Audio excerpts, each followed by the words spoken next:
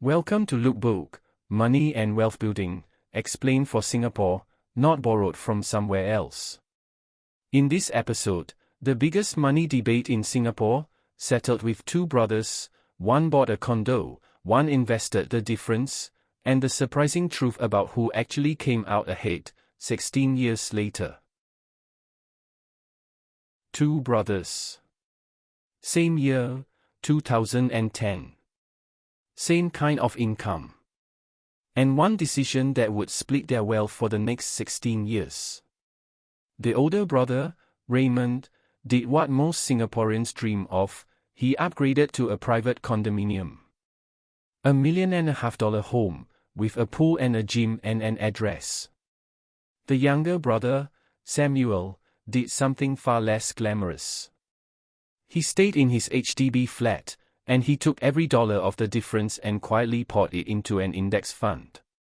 So here's the question that starts a fight at every Chinese New Year gathering in this country. 16 years later, who is richer, the condo brother, or the index brother? The answer is genuinely surprising. And it's not the answer either side wants to hear. This is the great Singaporean money debate, and every family has had it across a dinner table. On one side, the property believers, property always goes up, they are not making any more land, stocks are just gambling, and bricks are something you can touch.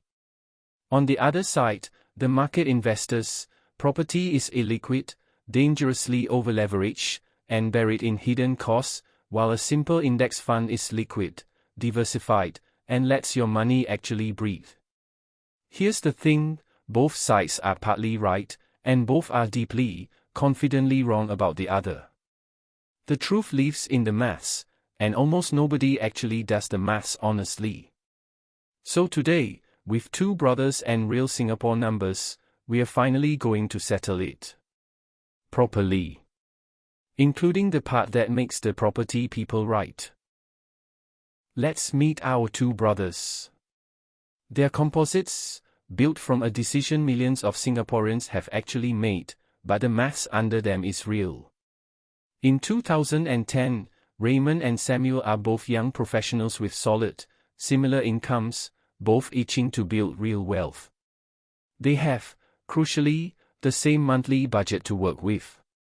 That's the key to making this a fair fight. Same money in, we just follow where it goes. Raymond looks at his HDB flat and feels the itch to upgrade, to own a piece of private property, the ultimate Singaporean status symbol. Samuel looks at the exact same flat and thinks, this is perfectly fine, and I'd rather own a piece of the whole economy instead. Same fork in the road. Two completely different definitions of building wealth. Here's Raymond's move in detail, because the numbers matter. He buys a $1.5 million condominium to live in. He puts down 25%, that's $375,000 of cash and CPF. But before he's even collected the keys, the taxman wants his cut. Buyer's stamp duty on a $1.5 million home is around $44,600. Gone, instantly. Then he takes a mortgage of $1.125 million. Add up his monthly outgoings, the home loan, the property tax, and around $400 a month in maintenance fees for that pool and gym, and Raymond is spending roughly $5,700 every single month on his beautiful home. It is a magnificent place to live. It is also, as we'll see, a magnificent machine for spending money. Now Samuel. His move is almost boringly simple. He keeps the $500,000 HDB flat he already has and already likes. His stamp duty was a fraction of his brother's, under $10,000. His mortgage is small.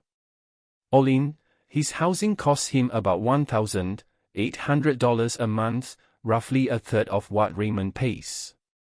And here is the entire strategy in one sentence. Samuel takes the difference between what Raymond spends and what he spends, and he invests it. That's $285,000 upfront, the gap in their down payments and stamp duties, plus about $3,900 every single month, going straight into a low-cost Straits Times index fund. Same total budget as his brother.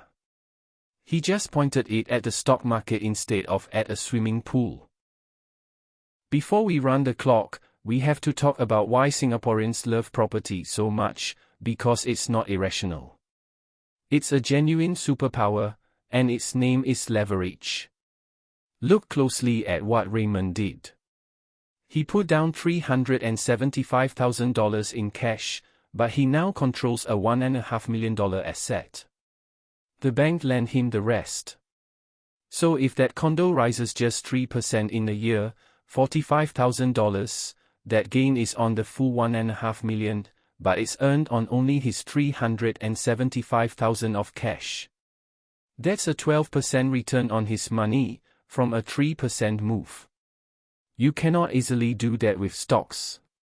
No bank will lend you 75% to buy an index fund. Leverage is real, it is powerful, and it is property's single biggest, most honest advantage. Respect it. But leverage has an evil twin that never makes it onto the property brochure: cost.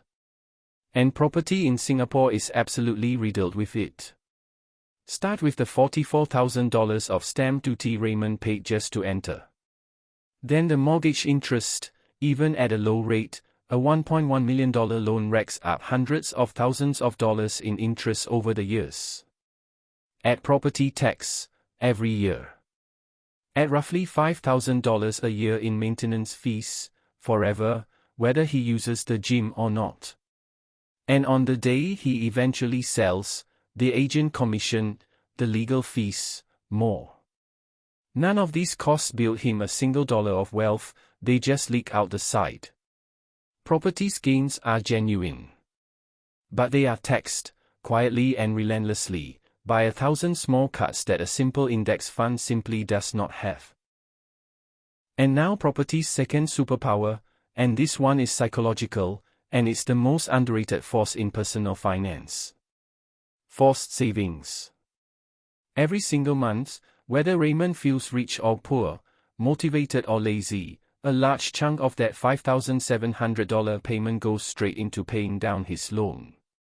He is forced to build equity. He cannot spend it, because it's already locked into his home. Samuel has no such handcuffs. Every month, he has to consciously choose to take that $3,900 and invest it, when he could so easily spend it on a holiday, a car, a nicer life. And choosing, month after month, year after year, for 16 years, is one of the hardest things a human being can do. Hold that thought tightly. It is going to decide this entire contest. So let's run the clock, starting in 2010. The first few years feel fantastic for Raymond.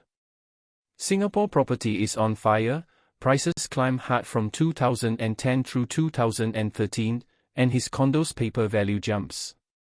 At family dinners, Raymond looks like a genius, and his leverage gains feel enormous. Samuel's index fund, meanwhile, does fine but nothing dramatic, it plots upward while the property headlines scream. If you froze the story in 2013, the property believers win in a landslide, and the whole country agrees with them. This is exactly the period that burned property always goes up into the Singaporean brain. But 2013 is precisely when the government looked at those screaming prices and decided enough was enough. 2013 brings the cooling measures, and the property party stops dead. The government, worried about a bubble, rolls out tougher loan limits and stamp duties, and private home prices essentially flatlined, and then drift downwards, for years. From around 2013 to 2018, Raymond's condo goes almost nowhere. But here's what doesn't stop: his costs. Every month he's still paying that mortgage, still paying interest, still paying maintenance and tax, for an asset that isn't rising. This is the part the property believers conveniently forget. Property does not go up in a straight line.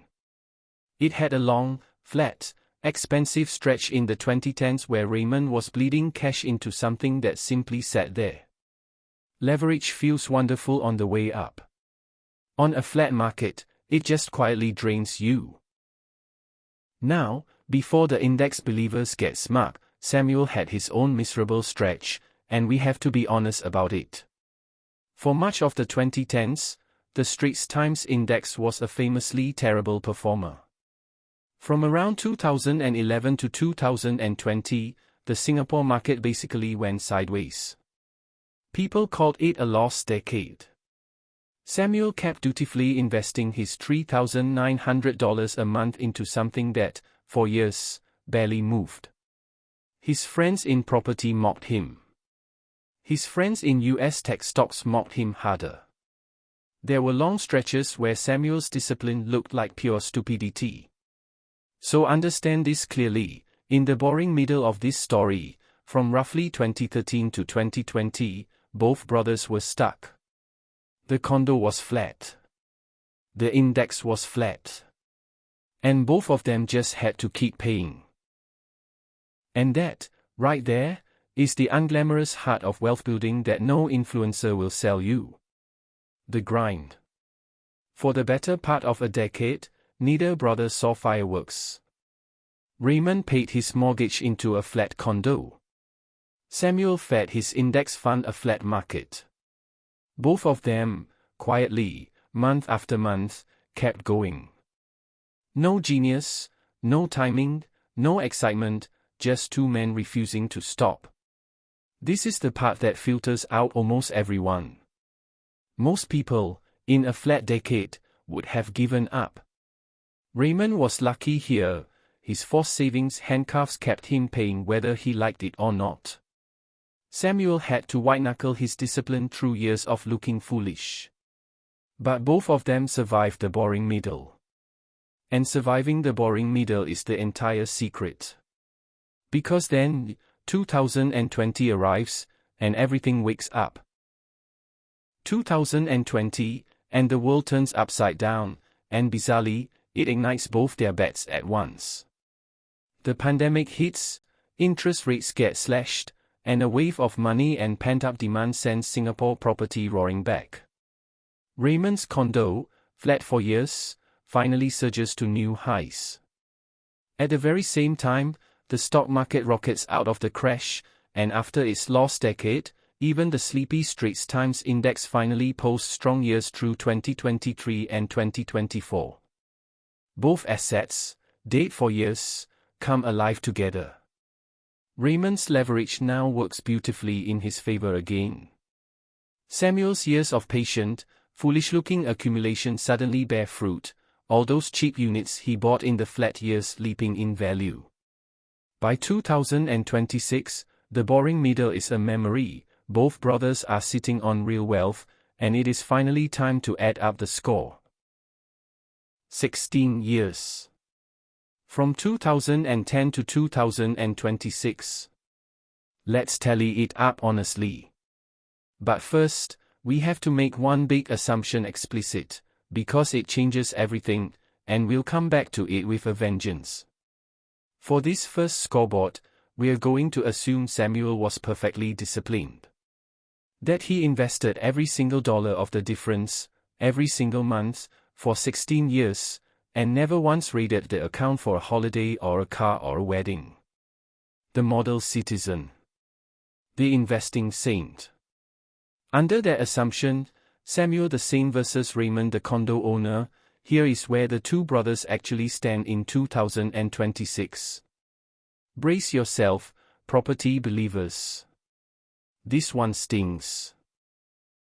Here it is. Raymond's condo, after rising about 70%, is worth roughly $2.5 million. Subtract the mortgage he still owes, and his net worth, his equity, is about $2,060,000. Not bad at all for 16 years. Now Samuel.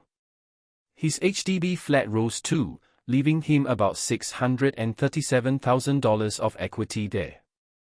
But his index portfolio, 16 years of investing the difference, has grown to about $2,180,000. Add them together, and Samuel's net worth is about $2,820,000. The disciplined index brother is ahead of the condo brother by roughly $750,000. $750,000. The boring HDB dweller quietly, decisively, won. So why did Samuel win?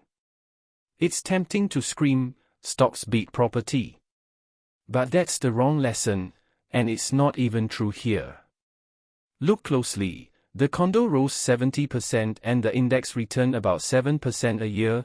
Those are honestly pretty similar engines. Samuel didn't win because his asset was magically better. He won for three quieter reasons. 1. He avoided property's 1,000 cuts, no $44,000 stamp duty, no mountain of interest, no endless maintenance fees bleeding him every month. 2. He stayed diversified across hundreds of companies instead of betting everything on one building. And 3. His money compounded with almost no friction. On a level, disciplined playing field, the lower cost, friction-free, diversified option quietly pulls ahead. Not by magic. By avoiding the leaks. But, and this is enormous, that whole result rests on one very shaky word. The shaky word is disciplined. Go back and look at what we assumed.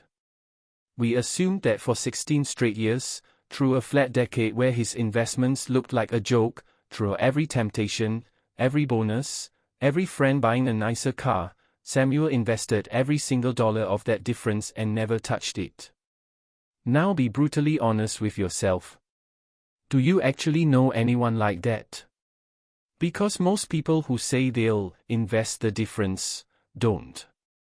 The money sits there in cash, available, tempting, and slowly it leaks into life. A holiday here. An upgrade there. A bad year where they just stop. The entire victory we just celebrated for Samuel evaporates the moment he becomes a normal human being. So let's redo the scoreboard for a realistic Samuel, and watch what happens. Let's say Samuel is a normal, decent, well-meaning person who invests not 100% of the difference, but a bit more than half of it, say 55%, and spends the rest on a perfectly nice life, the way almost all of us do. Suddenly his portfolio is far smaller. Run the numbers again, and his net worth drops to around $2,200,000. Raymond, the condo brother, is sitting at about $2,060,000. The $750,000 gap has collapsed to barely $150,000. It's essentially a tie. And here's the gut punch: Raymond got to that same place without needing 1 ounce of willpower. His home forced him to save. Samuel needed iron discipline for 16 years just to draw level. This is the property believer's entire argument, and the maths just proved them right. And we can tilt it even further toward Raymond, very realistically. Property is leverage, remember, so in a genuinely hot market, his gains get magnified. Suppose his condo didn't just rise 70%, but doubled, a 100% gain, which plenty of Singapore condos have actually delivered over 16-year stretches. Now Raymond's equity leaps to about $2.5 million. And if our realistic, normal Samuel only invested 55% of the difference, he's sitting at around $2.2 million.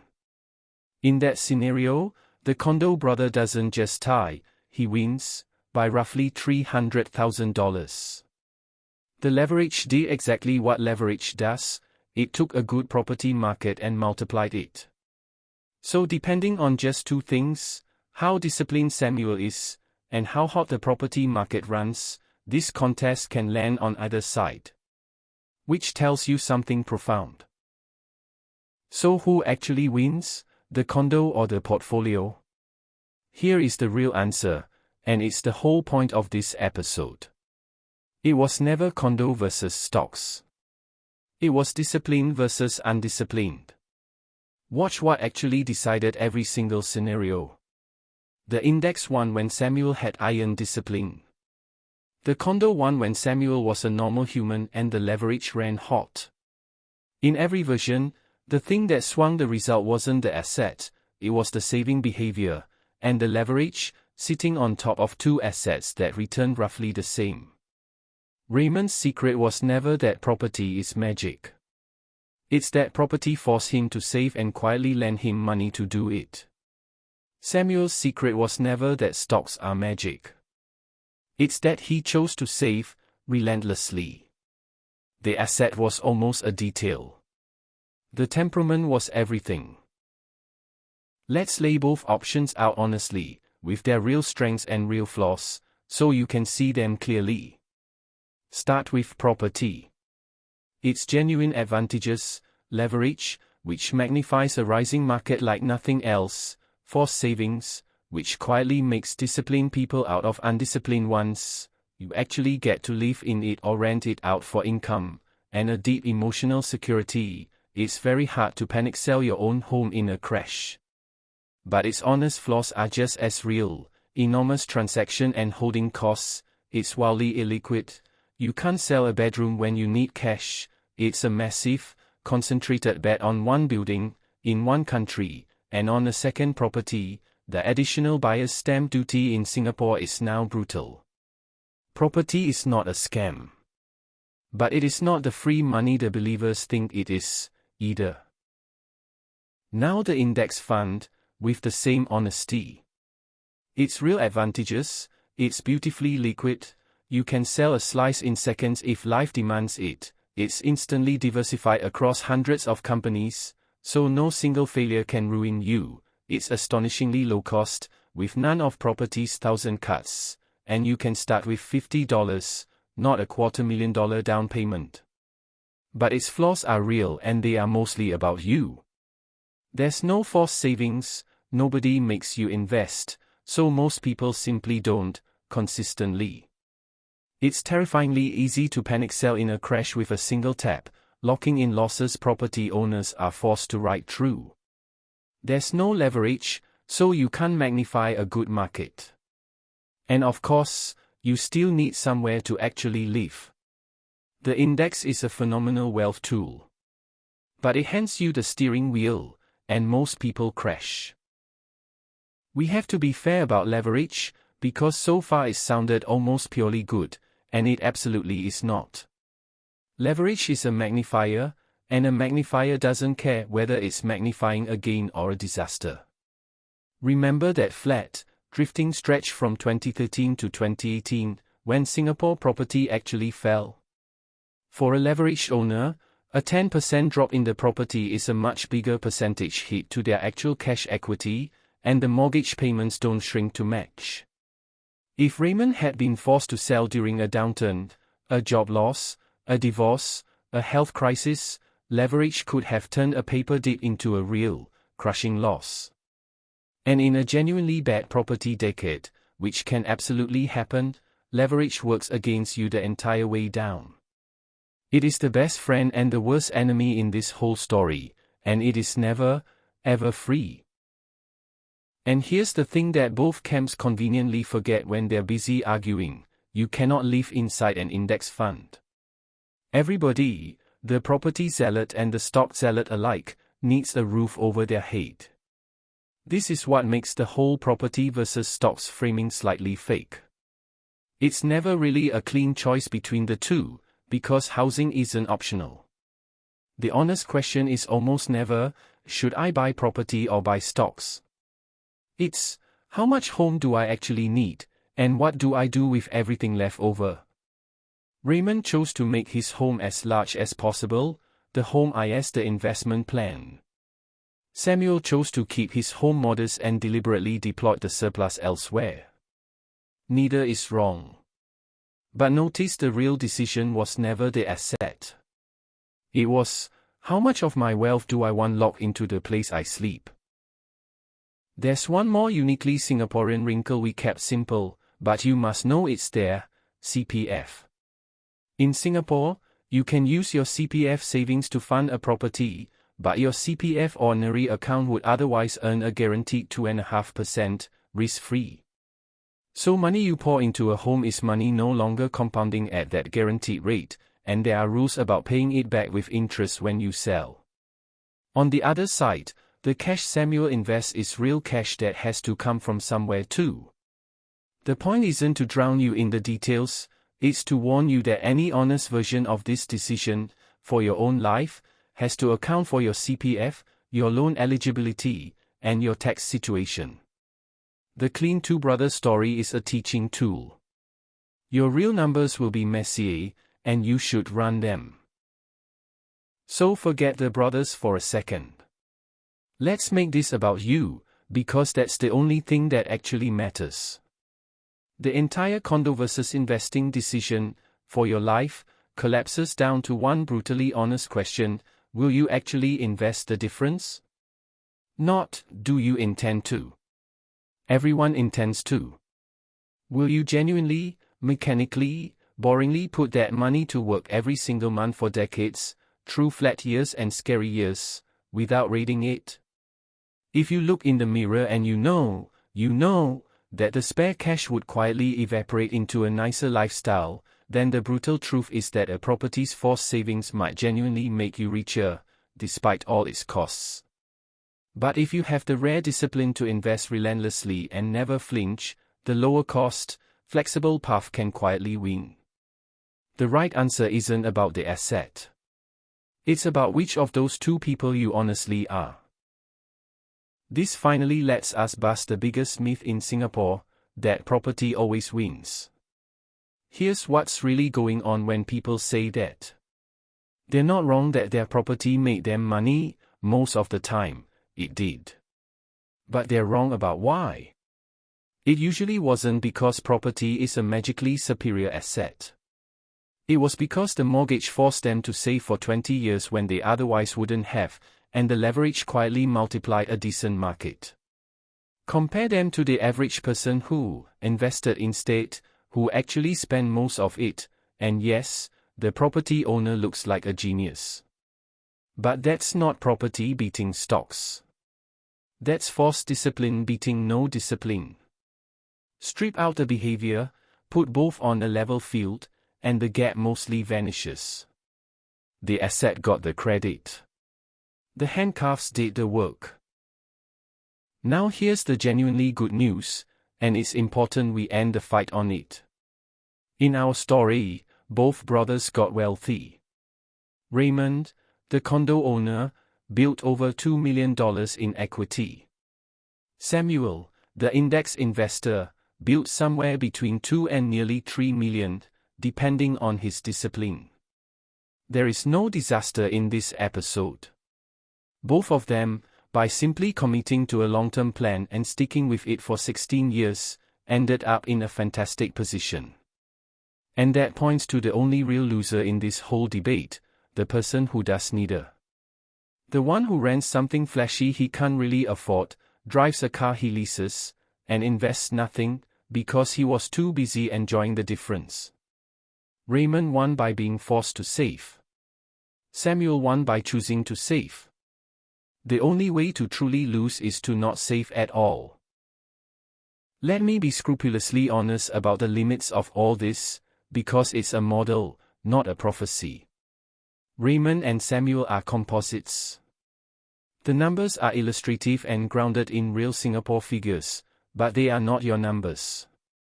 Crucially, the result is enormously sensitive to the exact period we chose. 2010 to 2026 happened to have a flat property stretch and a flat stock decade in the middle. Pick a different 16 years, and the answer can swing hard either way. It's sensitive to the appreciation rate, to interest rates, to the discipline assumption. Change any one and the winner can flip. So please do not screenshot one of these scoreboards and treat it as gospel. This is a tool for understanding the forces at play: leverage, cost, discipline, not a prediction of what your condo or your portfolio will do. And the line we always say, Said plainly, none of this is financial advice. I'm not telling you to buy a condo, or to sell one, or that you should live in an HDB and pour everything into the index. I don't know your income, your family, your risk appetite, or how you behave in a crash, and those are the things that actually decide this for you. This was never meant to crown a winner between bricks and shares. It was meant to hand you the real questions, the ones underneath the dinner table shouting, how much leverage can I genuinely stomach? How much of my net worth do I want locked in one building? And the big one, am I honestly the kind of person who invests the difference, or the kind who needs to be forced? Answer those truthfully, and you have your own answer. Not mine. Yours. So what do you carry out of all this, whatever you eventually choose? A few things that hold no matter which brother you are. First and hardest, be ruthlessly honest about your own discipline, because that one trait decides more than the asset ever will. Second, don't over-leverage into something. A single bad year, a retrenchment, an illness, could force you to sell at the worst possible moment.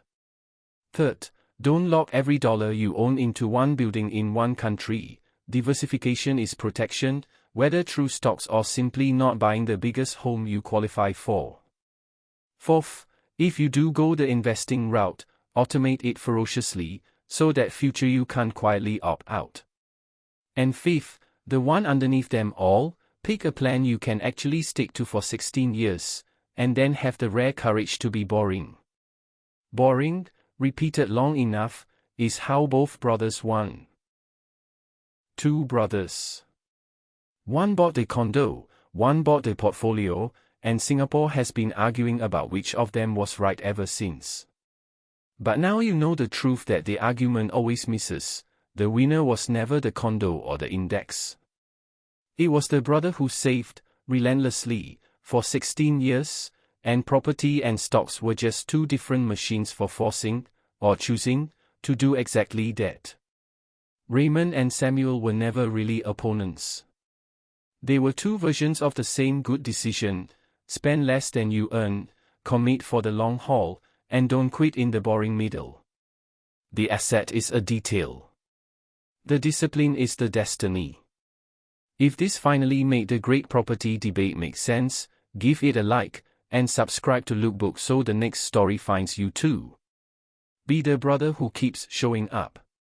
I'll see you in the next one.